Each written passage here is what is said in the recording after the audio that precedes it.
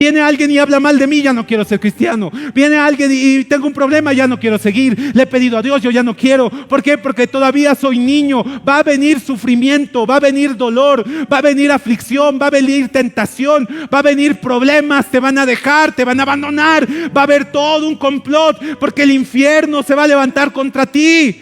Y si quieres seguir firme, tienes que madurar. Gálatas es una hermosa carta, la he estado leyendo varias veces, al igual que Efesios. Me gusta cómo termina. Termina con una frase algo interesante y peculiar. Pablo dice, no me molesten, dice Pablo. Ya nadie me moleste. Es como que les riñe de todo. A los Gálatas les da palo, mucho palo. Es una carta muy linda, hermanos. Lo pueden leer en unos 15 minutos, 20 minutos, a lo máximo 30 minutos creo yo, son 6 capítulos, donde Pablo riña a los Gálatas, le dice, Gálatas insensatos, a ver, tontos, les dice, bien tontos son Gálatas. Es una carta bien bonita. Ustedes quieren ver por qué les dicen tontos, lean la carta, hermanos. Solo les estoy spoileando alguito, pero quiero leerles esta parte final. Versículo 17, dice así, de aquí en adelante, dice Pablo, nadie me cause molestias. Ya nadie me moleste, basta, dice Pablo. ¿Por qué? Porque yo traigo en mi cuerpo las marcas del Señor Jesús.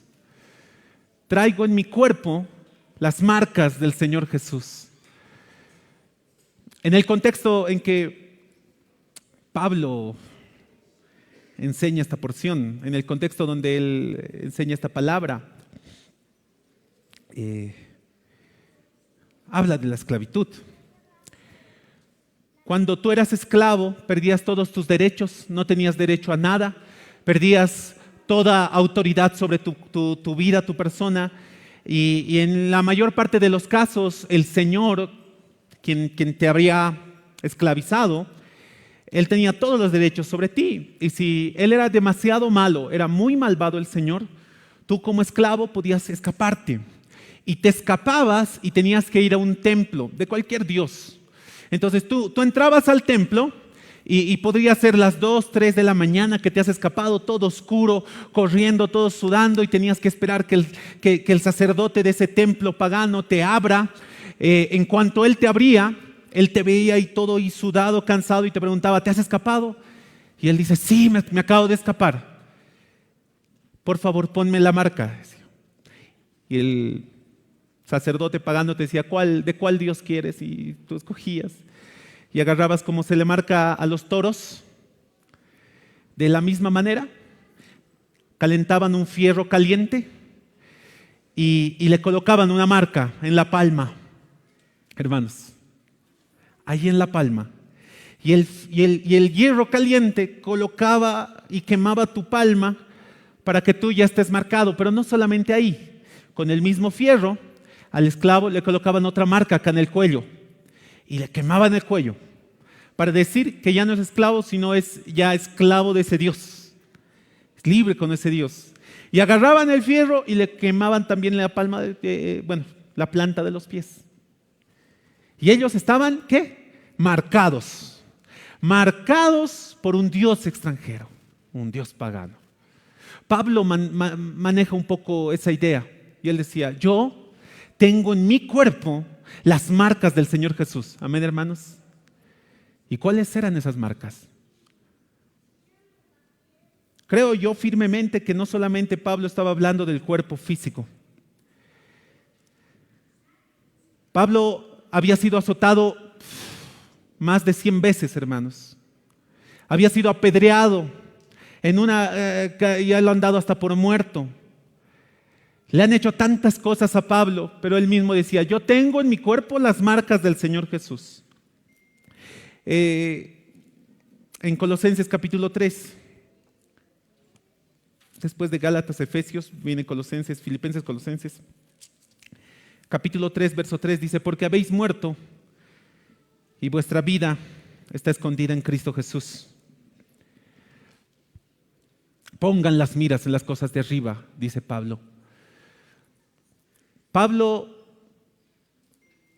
era entre los fariseos alguien muy distinguido. Él era fariseo. ¿Recuerdan que Jesús siempre peleaba con los fariseos?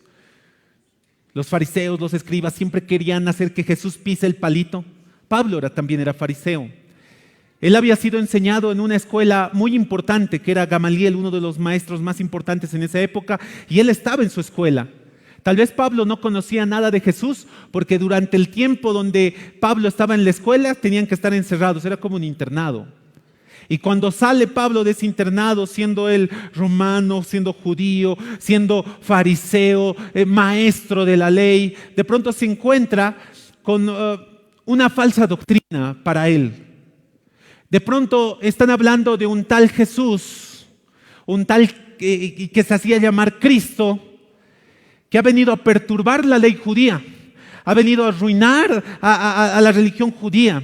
Entonces Pablo en su criterio decía, ¿cómo alguien puede venir a decir que no hay que adorar, que no hay que hacer de esta forma, que en realidad estamos nosotros mal? Empieza a pelearse con muchas cosas en su mente y decide perseguir a ese tal Jesús, pero como él ya no estaba, decide perseguir a sus seguidores. Y entonces va de pueblo en pueblo este Pablo, capturando a todos aquellos que creían en ese tal Jesús, en Cristo, y los agarraban y los metían a las cárceles. Pablo es el que consiente la muerte de Esteban. Gracias, Alex. Pablo es el que consiente la muerte de Esteban.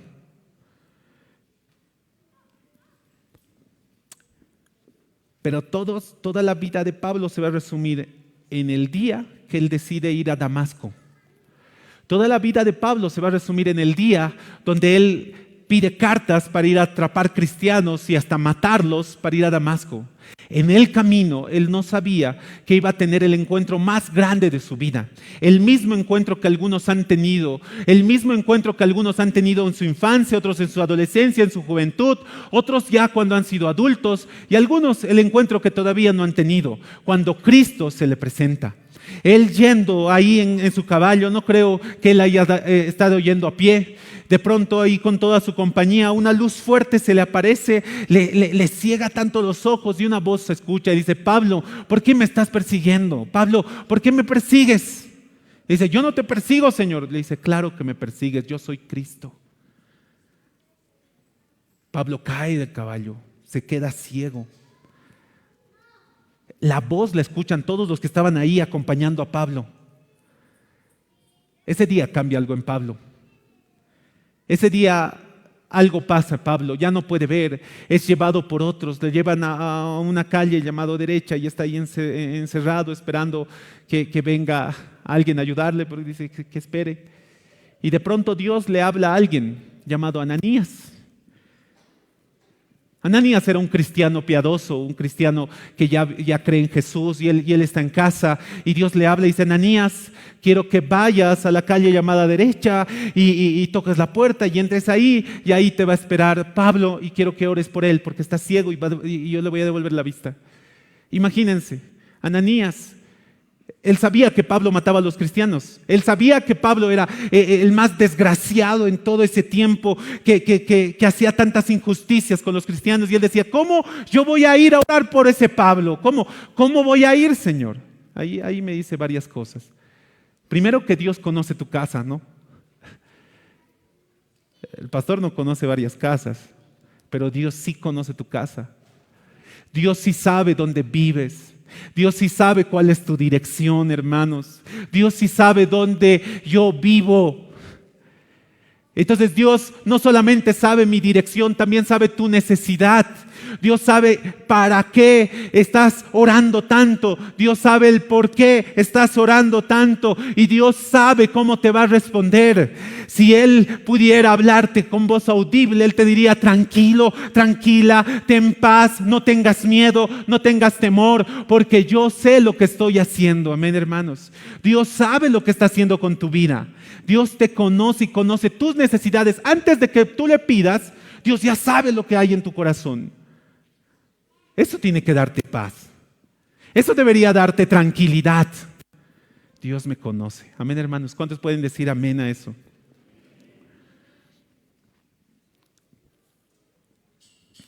algo cambia en Pablo. Algo cambia tan profundamente en Pablo. Algo cambia tan profundamente que cuando tú vas a los últimos capítulos de Hechos, cuando está con Félix, cuando está con Festo, cuando está con Agripa, que son gobernadores, en una ocasión está delante de Agripa y Pablo le empieza a exponer la palabra de Dios, le empieza a mostrar qué es el evangelio, le empieza a enseñar todo. Pablo entre cadenas, encerrado, ahí hablando contra un gobernador, todo encadenado. Y Agripa le dice: Pablo, por poco me convences. Estabas así de hacerme cristiano. Y Pablo le dice: quiero leer esas palabras, vamos a Hechos 26. Quiero que escuchen lo que Pablo les dice o le dice al emperador Agripa. Hechos capítulo 26, versículo 29. No quiero parafrasearlo, quiero decirlo textual como lo dijo Pablo. Hechos 26, 29. Aquí estás. El 28 dice: entonces Agripa le dijo a Pablo: por poco me persuades a ser cristiano, Pablo. Y Pablo dice: quisiera Dios que por poco, por mucho, no solamente tú, sino también todos los que hoy me oyen, fueseis hechos tales cual soy yo. El emperador, el gobernador Agripa, libre, con toda la comida del reino, con toda la fuerza y posición del reino, contra un pequeño Pablo, encadenado, todo ahí, tal vez ya flaco de tanto no poder comer, de tanta angustia y preocupación por las iglesias. Y Pablo le dice: Agripa, yo quisiera que tú seas como yo. Y no solo tú, quisiera que todo el mundo sea como yo. A alguien que está libre, porque las cadenas del emperador, las cadenas de Agripa, no estaban por fuera, estaban por dentro. Y la libertad de Pablo no se basaba en las cadenas, se basaba en su corazón. La libertad que me ha dado Cristo, hermanos, la libertad que Él nos ha dado está aquí adentro, que en medio de la tormenta, en medio de la aflicción puedes tener paz. En medio de la angustia puedes tener gozo. La libertad que Dios nos ha dado, que Cristo nos ha dado por medio de su muerte, está aquí, hermanos. Nadie nos los puede quitar. Es más valioso que estar sentado en un trono. Es más valioso que tener todas las posesiones y riquezas de esta tierra. Es más valioso que cualquier otra cosa. Es tener la libertad de Cristo Jesús. Por eso Pablo, encadenado, le decía: yo quisiera que tú seas como yo, Agripa. Y no por las cadenas, porque yo tengo algo más valioso que nadie te lo va a dar. Hay algunos que todavía no han encontrado ese valor, todavía no han encontrado esa preciosura en la muerte de Cristo, no han encontrado esa riqueza en lo que Él nos ha dado. Es por eso que todavía su vida no ha sido transformada y todavía no llevan en su cuerpo las marcas de Cristo. El que quiera venir en pos de mí, decía Jesús, cargue su cruz y sígame. El que quiera seguirme a mí, cargue su cruz y sígame. Porque hoy en día hay muchos cristianos que no crecen espiritualmente. Porque hoy en día vemos muchos cristianos que estamos día y noche en los cultos, estamos sirviendo, estamos haciendo, pero tu vida nunca ha sido transformada. Porque todavía no llevan en su cuerpo las marcas de Cristo. Todavía no se han entregado a su Señor. Todavía no están listos para poder pelear por el evangelio. Allí en Gálatas capítulo 4, versículo 1, dice: pero también digo, dice Pablo, entre tanto que el heredero es niño, en nada difiere del esclavo, aunque es señor de todo. En nada difiere del esclavo. ¿Saben qué es lo que pasa, hermanos? Es que todavía no hemos crecido. Todavía seguimos siendo niños. El niño es igual al esclavo. El niño no disfruta de los privilegios de un hijo ya mayor.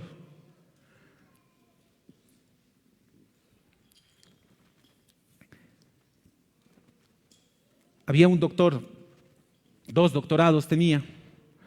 No era médico, sino tenía 2 doctorados. Maestro. Él de pronto enferma allá en Europa, en Inglaterra, en la época donde no había aviones todavía y todo era en barcos. Y él, como estaba enfermo y tenía mucho dinero, va a un médico, no encuentra solución, le dice: tienes que ir al otro médico. Va al otro médico, no encuentra solución, y dice: mira, aquí en Inglaterra no vas a encontrar la solución, tienes que viajar a otro país, tienes que ir a España. Y él agarra y viaja a España, semanas, llega a España, va donde todos los médicos, no encuentra medicina, y dice: no vas a encontrar solución en España, tienes que ir a América. Y él agarra un barco y por meses viaja a América, vuelve a América y no encuentra solución para su enfermedad. Él poco a poco está muriendo, poco a poco está perdiendo su vida, y regresa otra vez a Inglaterra, todo desesperanzado, todo afligido, todo triste, y vuelve a Inglaterra, a su casa. Pero ahí se encuentra con un hombre y le dijo: ¿encontraste la solución a tu enfermedad? Y él dijo: no, no hay solución a mi enfermedad. Y esta persona le dice: ¿y por qué no vas a visitar a aquel hombre? Y le nombra a una persona que vive en uno de los barrios más pobres de allá de Inglaterra. Y él dice: bueno, ya intenté todo, supongo que debe ser un gran doctor, a ver qué me dice. Y va a esas calles pobres, encuentra la casa, golpea la casa,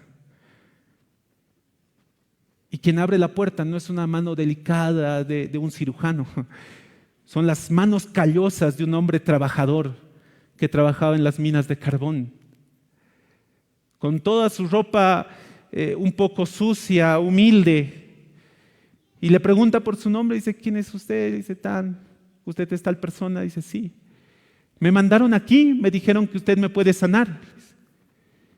El otro ve sus manos. Dice: no creo, le dice, pero puedo orar por ti. Pasa. Dobla rodillas. Este hombre con 2 doctorados en su cabeza, todas las cosas que tenía, él dice: ¿cómo un hombre sin letra, un hombre sin estudios me va a pedir a mí que me arrodille?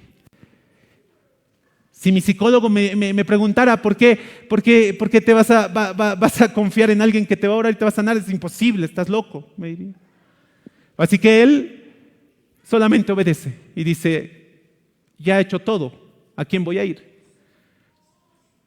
Así que él dobla rodillas. Este hombre humilde pone su mano sobre su cabeza y empieza a orar.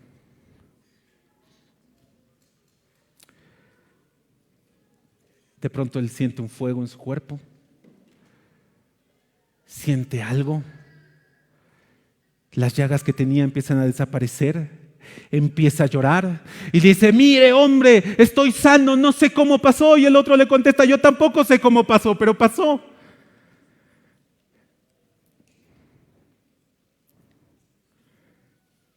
Jesús decía: el que cree en mí, mayores cosas de las que yo he hecho, este va a hacer. No sé si ustedes están cansados de vivir un cristianismo donde no se demuestra ese poder. No sé si ustedes están anhelantes de ver aquellos milagros que el Señor ha prometido que nosotros vamos a hacer con nuestras manos. Pero no lo va a poder hacer un niño. Un niño no va a poder hacer todo aquello. Tú no le das a un niño un arma. El niño escoge su comida, que es rico, que no es rico. Este hombre humilde tenía todo lo que necesitaba y era Cristo, hermanos.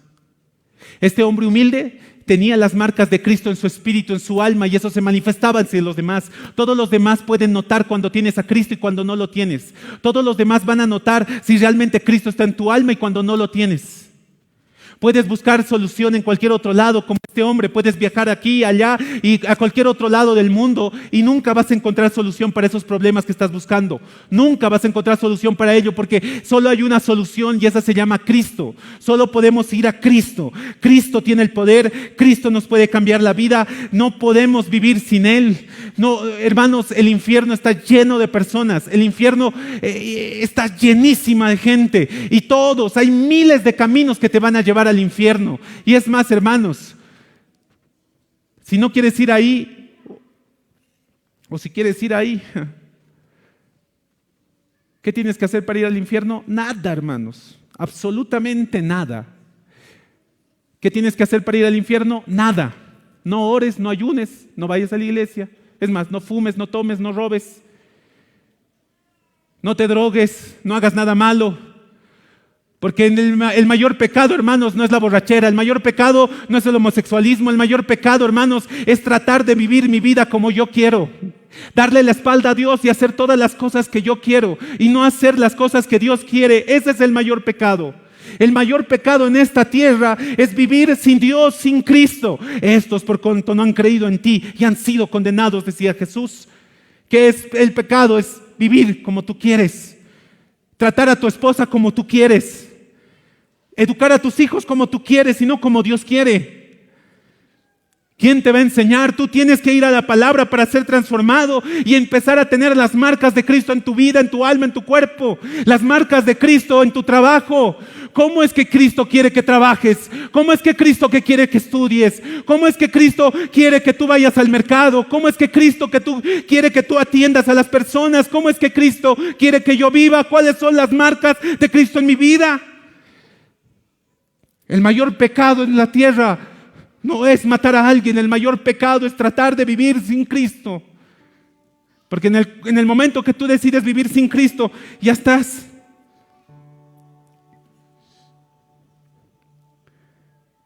Un bebé, hermanos, el bebé escoge comida.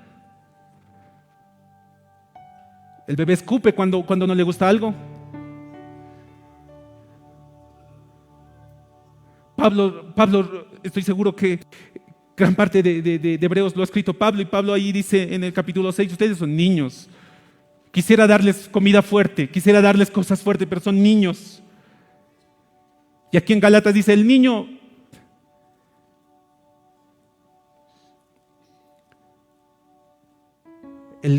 escoge. Escucha algo, no le gusta. Come otra cosa, no le gusta. Un niño no va a comer verduras por sí solo. Son pocos los niños que comen verduras por sí solo.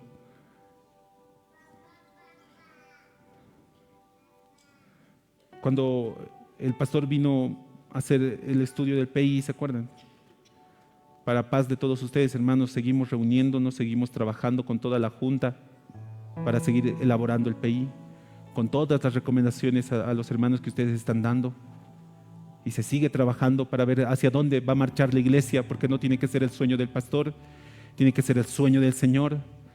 No tiene que ser guiada la iglesia por un grupo de hermanos que ni siquiera tienen comunión con Dios. Como siendo junta, hermanos, no podemos estar orando. Por eso agradecemos la vida de nuestra hermana María, que ahora todas las mañanas nos está llamando a oración, y cada ministerio está orando. Los mayordomos están orando, los ecónomos están orando, Escuela Dominical está orando, MNI está orando, JNI está orando, los pastores están orando, los ministerios están orando, porque así tiene que ser la iglesia. ¿Saben cuál es el peor error? Que colocamos a niños para poder dirigir a la iglesia. Que ustedes estarían tranquilos si le dan a un niñito de 5 años el volante de un camión de más de 20 toneladas que va a entrar por el camino antiguo a los Yungas.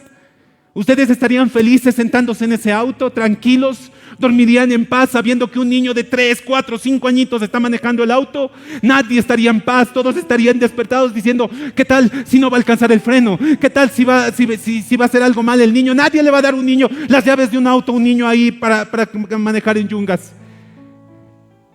¿Y cómo yo, siendo líder de la iglesia, voy a querer liderar la iglesia siendo niño? ¿Cómo yo voy a llevar una familia siendo niño? Ya deberías ser maestro, ya deberías enseñar, ya deberías liderar, ya deberías llevar más almas a Cristo, ya deberías abrir un grupo de estudio en tu casa, ya deberías predicar, ya deberías ser hasta pastor, más de 20, 30 años aquí en la iglesia. ¿Cómo vas a ser líder de familia siendo niño? ¿Cómo yo voy a liderar siendo un niño? Un niño quiere un biberón, un niño no quiere un arma. Un niño quiere ir a la guardería, no va a querer ir a la guerra, no va a ir a un campo de batalla. Y hermanos, estamos en un campo de batalla y tenemos que madurar, tenemos que crecer, tenemos que conocer a Dios, tenemos que levantarnos en oración, tenemos que levantarnos en ayuno, porque la iglesia tiene que madurar. Jamás Dios jamás un papá le va a dar a un niño algo que él no pueda llevar o manejar. Ahora sabes por qué no tienes un ministerio.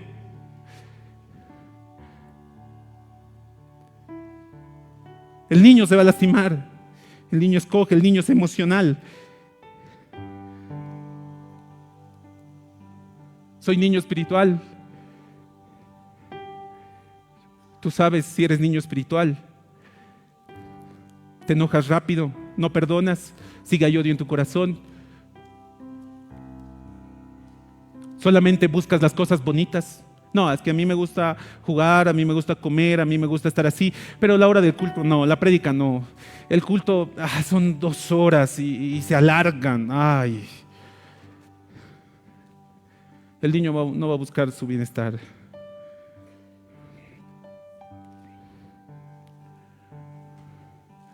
Creo que la tragedia de la iglesia, y no hablo de la iglesia en Avaroa, Dios gracias, los líderes se están levantando en oración y en ayuno. La tragedia de la iglesia en general es que muchos de los líderes aún somos niños. Y la edad no tiene nada que ver con esto. Porque puedes tener 50, 60, 70 años y seguir siendo y necesitando que te cambien los pañales. La edad no tiene nada que ver con esto, porque puedes tener 15 años y tener la sabiduría de alguien de 80 en la fe. No importa la edad. Importa tu relación con Dios y cuán cerca estás de Él. Él no ha venido a hacer una iglesia nada más aquí y un templo. Él ha venido a implementar su reino en esta tierra. Él ha venido a extender su reino en nuestros corazones. Él es rey. Él es rey. Hermanos, Él es rey. No es un complemento de mi vida, no es un ratito, Él tiene que gobernar. Y Él tiene que gobernar mi corazón, tiene que gobernar tu vida, tiene que gobernar tu familia, tiene que gobernar tus sueños, tiene que gobernar tus anhelos, tiene que gobernar todo de ti. ¿Qué área de tu vida Él no está gobernando? ¿Qué área de tu vida lo estás haciendo como tú quieres?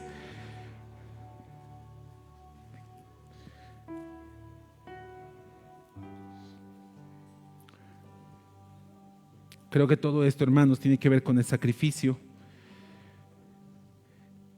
Jesús ha sido sacrificado por nosotros, Él ha sido entregado por nosotros. Jesús, cuando esta semana he estado leyendo Juan.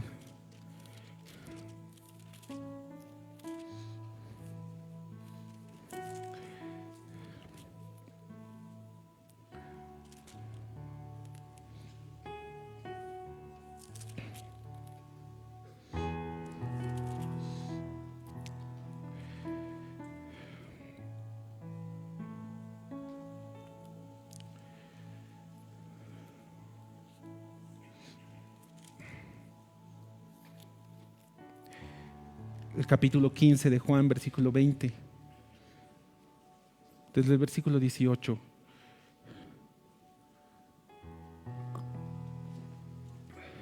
Ya paz. Voy a invitar que puedan traer también los medios para la Santa Cena a los hermanos. Si el mundo os aborrece, sabed que a mí me ha aborrecido antes que a vosotros. Si fuerais del mundo, el mundo amaría lo suyo, pero porque no sois del mundo, antes que yo os elegí del mundo, por eso el mundo os aborrece.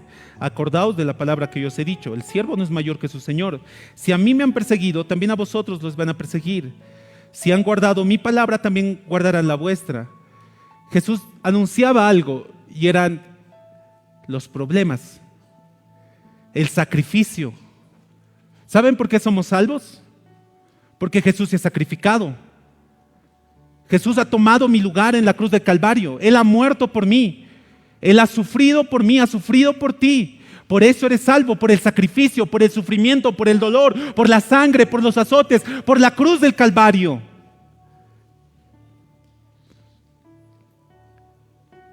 En el mundo tendréis aflicción, decía Jesús, pero yo he vencido al mundo. Estén tranquilos, tengan paz. En Hechos dice, por medio de muchas tribulaciones es necesario entrar al reino de los cielos. Y esta semilla ha sido la que ha sido sembrada sobre piedras, y una vez salido el sol, como no tenía profundidad de raíces, ha sido quemado. ¿A qué compararemos esta parábola? Decía Jesús. Tribulación, angustia, persecución. No se sorprendan de la tribulación que os ha sobrevenido, decía Jesús. Y Pablo escribe lo mismo. Pablo, cuando habla de las marcas de Cristo, es del sufrimiento que le estaba pasando en la cárcel, azotado, en ayunos, sin comida, en tanto dolor, hermanos. Y Pablo aún seguía firme, porque Pablo ya estaba maduro en la fe, estaba madurando en la fe. Y nosotros, viene alguien y habla mal de mí, ya no quiero ser cristiano. Viene alguien y tengo un problema, ya no quiero seguir. Le he pedido a Dios, yo ya no quiero. ¿Por qué? Porque todavía soy niño. Va a venir sufrimiento, va a venir dolor, va a venir aflicción, va a venir tentación, va a venir problemas. Te van a dejar, te van a abandonar. Va a haber todo un complot, porque el infierno se va a levantar contra ti. Y si quieres seguir firme, tienes que madurar. Tienes que buscar a Dios todos los días. Tienes que orar todos los días, ayunar una vez por lo menos a la semana. Tienes que leer la Escritura, no un verso, 2 versos. Tienes que meditar en ella en la mañana, en la tarde, en la noche.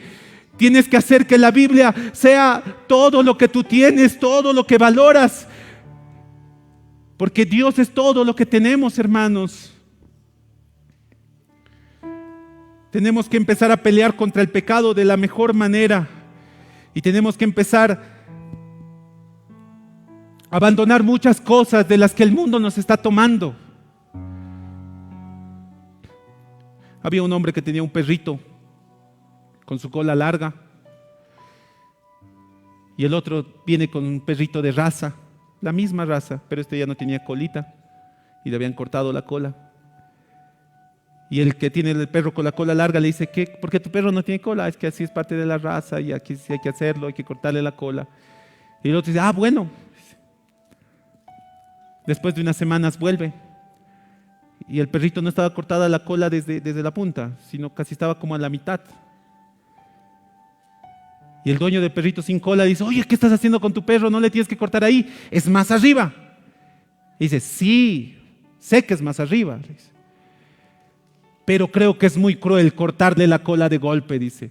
Así que yo le corto de 5 en 5 centímetros.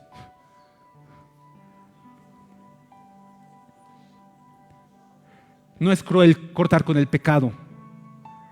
No es cruel cortar con el pecado. Si es pecado hay que cortarlo, hay que dejarlo, hay que abandonarlo. Si no te edifica, déjalo, soltalo. Te va a arrastrar, te va a dejar. Te va a agarrar y te va a apartar del Señor. Cuando uno enferma, hermanos, tiene síntomas. Tiene síntomas. Cuando a alguien le va a dar un paro cardíaco, se empieza a entumecer un brazo, ya no puede respirar bien y sabe que va a venir un paro cardíaco.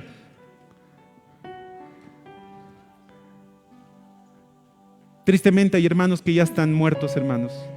Hay hermanos que todavía están sintiendo los síntomas. Y los primeros síntomas antes de que te llegue ese paro cardíaco espiritual, hermano, es que ya no estás orando como orabas antes, ya no estás leyendo la Biblia como leías antes, ya no estás ayunando como ayunabas antes, has perdido comunión con Dios, has perdido presencia con Dios y en tu cuerpo ya no estás llevando las marcas de Cristo en todo lugar. Ya no te perteneces, eres esclavo de Cristo. Soy esclavo del Señor, no me pertenezco, no soy dueño de mi vida, no soy dueño de mi futuro. Cristo es el dueño de mi vida y Cristo es el dueño de todo mi ser. Amén, hermanos, porque Él ha pagado el precio.